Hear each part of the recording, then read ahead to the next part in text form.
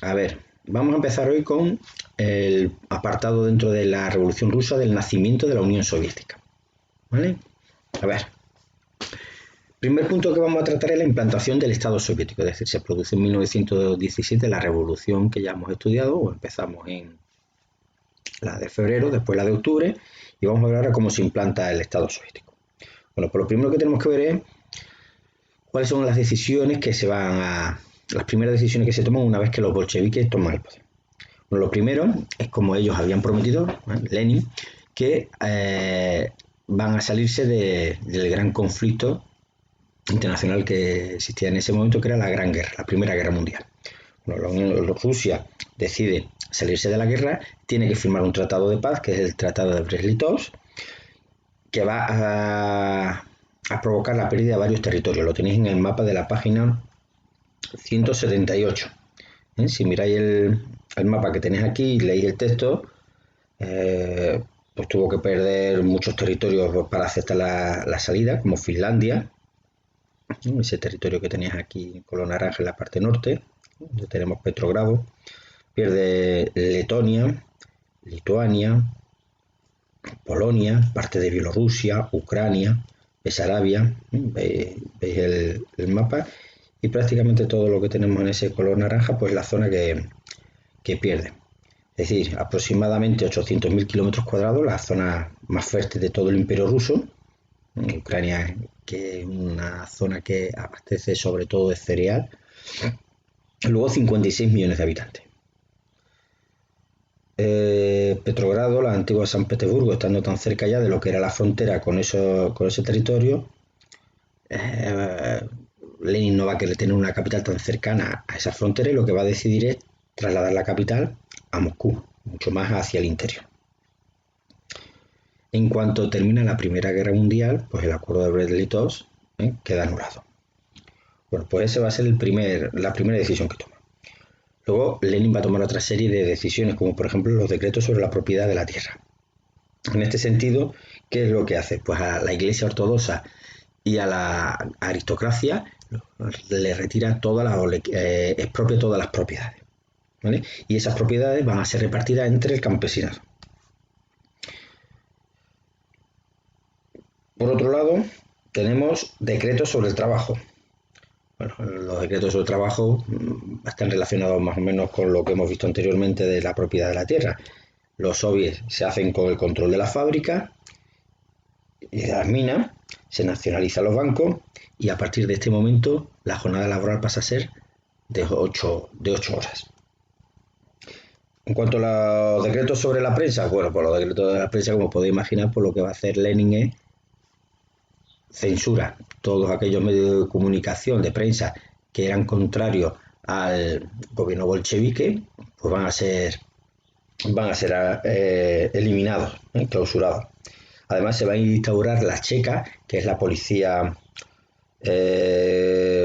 una policía política rusa que lo que hace es perseguir a todos aquellos que sean opositores al régimen. Y por último tenemos el derecho de autodeterminación a los pueblos.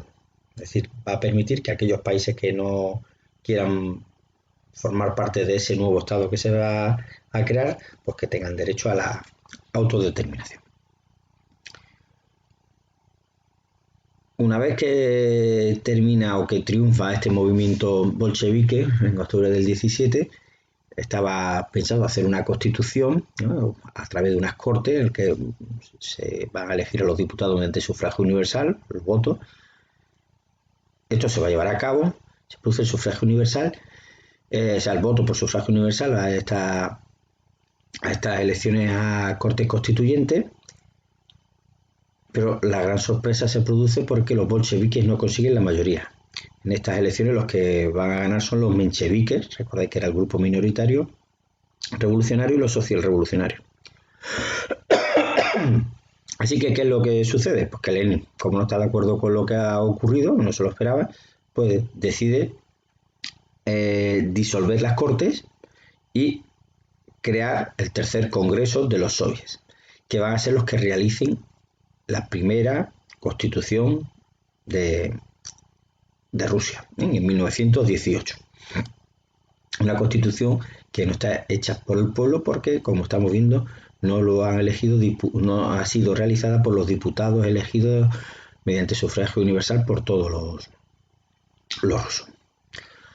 La situación, de todas formas, aunque Lenin haya ganado, los bolcheviques hayan ganado el poder, no va a ser fácil para ellos. ¿Por qué? Porque se va a producir una guerra civil dentro de Rusia. Una guerra civil porque los bolcheviques van a tener varios opositores, varios rivales. En primer lugar, contamos con el ejército blanco. El ejército blanco era el que estaba formado por aquellas personas que mantenían su fidelidad al zar. Entonces, ¿qué es lo que sucede? Que todos estos militares cosacos en su mayoría y aristocráticos que estaban a favor del zar se levantan contra los bolcheviques. Es el primer gran flanco al que se enfrenta Lenin. Además, se van a enfrentar también a estos los socialrevolucionarios y los anarquistas. O sea, llevamos dos grupos que se enfrentan a Lenin. El tercero, y más importante, el de las potencias extranjeras. Reino Unido, Francia, Estados Unidos van a enviar armas y dinero al ejército blanco porque no quieren que estas ideas revolucionarias bolcheviques se extiendan por Occidente. ¿De acuerdo? Pues va a ser el tercer foco importante. Y el cuarto van a ser aquellos territorios del Imperio zarista que van a buscar la independencia, como los polacos, ucranianos, georgianos, etc. Esos son los grandes movimientos que se enfrentan. Vale, ¿qué es lo que hace Lenin para hacer frente a estos cuatro grupos que se le oponen? Bueno, pues va a crear el Ejército Rojo. El Ejército Rojo se va a encargar Trotsky de dirigirlo. De crearlo, de organizarlo. Para que veáis más o menos cómo funciona la guerra en estos primeros momentos, esta guerra civil en Rusia, bueno, pues lo que va a suceder es que los miembros del Ejército Blanco van a controlar prácticamente todo el territorio, excepto la zona central de Rusia, que es la única que queda bajo control de los bolcheviques. ¿De acuerdo? Apoyados siempre, si os acordáis, recordad, por el capital y los ejércitos enviados desde Occidente. ¿Cómo, manteniendo un territorio tan pequeño, la del centro de Rusia, son capaces de vencer los bolcheviques? Pues porque el problema al que se encuentra el Ejército Blanco es que la población rural, al ver a esos ejércitos extranjeros apoyando a los blancos, deciden ponerse de lado de los rusos bolcheviques. Es decir, ellos ven a la intervención extranjera como algo negativo, como algo malo, y lo que hacen es inmediatamente identificar Lenin y bolchevique con Rusia y ejército blanco con extranjeros. De manera que el pueblo en general se acaba sumando al ejército bolchevique, al ejército ruso. En este momento cuando el zar Nicolás II y su familia van a ser asesinados. En 1920 ya el ejército rojo está frenando prácticamente en la expansión del ejército blanco y finalmente ya entre 1921 y 1922 definitivamente el ejército rojo triunfa sobre los blancos. Una vez que termina este conflicto, esta guerra civil, lo que va a hacer Lenin es instaurar un comunismo de guerra.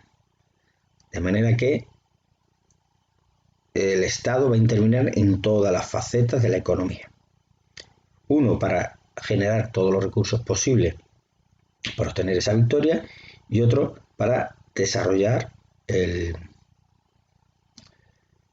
papel del socialismo marxista en Europa. Pasamos al siguiente aspecto, que es ya la construcción de la Unión Soviética.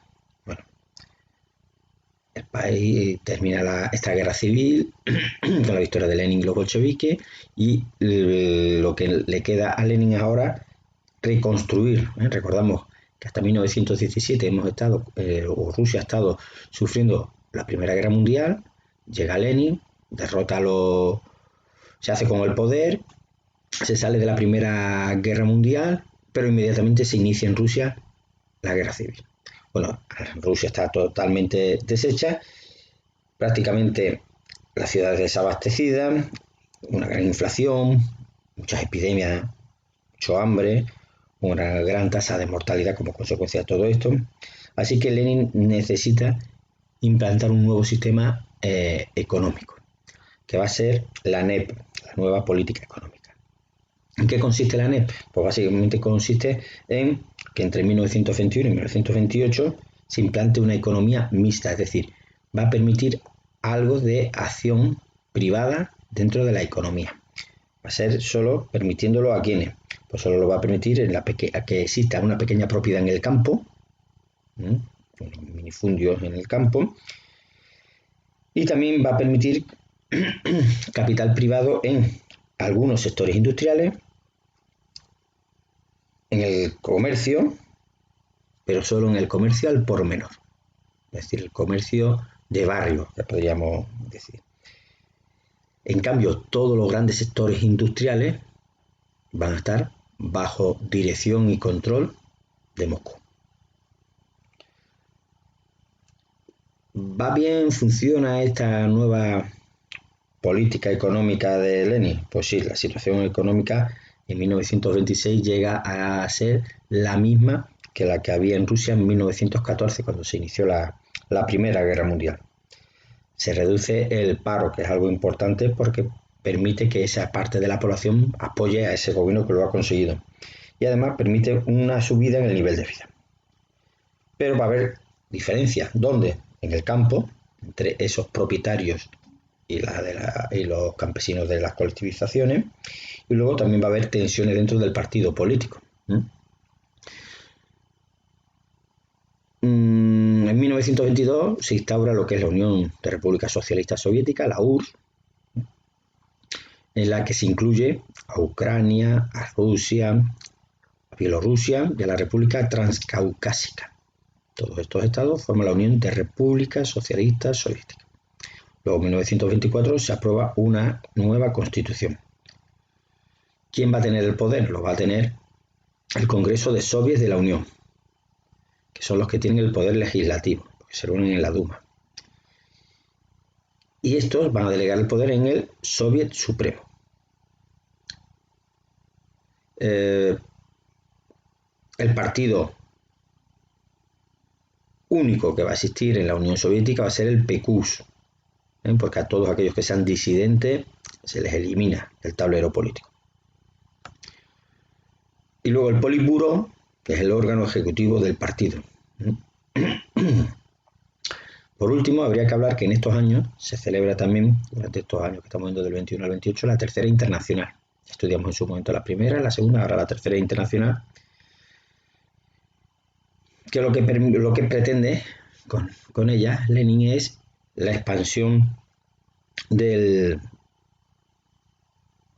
comunismo por Europa a nivel internacional y además que perdure esa revolución comunista en esa Unión Soviética.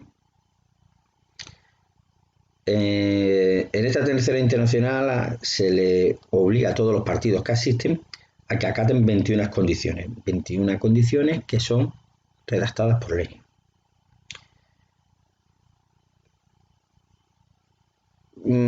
Lo más importante que podemos decir de esta Tercera Internacional, bueno, pues que a partir de aquí se van a crear los partidos comunistas que se van a expandir por toda Europa a partir de estos momentos. Y que la Comité, la cúpula dirigente de esta Tercera Internacional, va a ser la que dirija la política internacional de los partidos comunistas europeos, que van a estar siempre bajo la supervisión del PQS, del Partido Comunista de la Unión Soviética. Bueno, pues con esto terminamos este apartado del nacimiento de la Unión Soviética y ya en el próximo vídeo pasaremos a la fase final.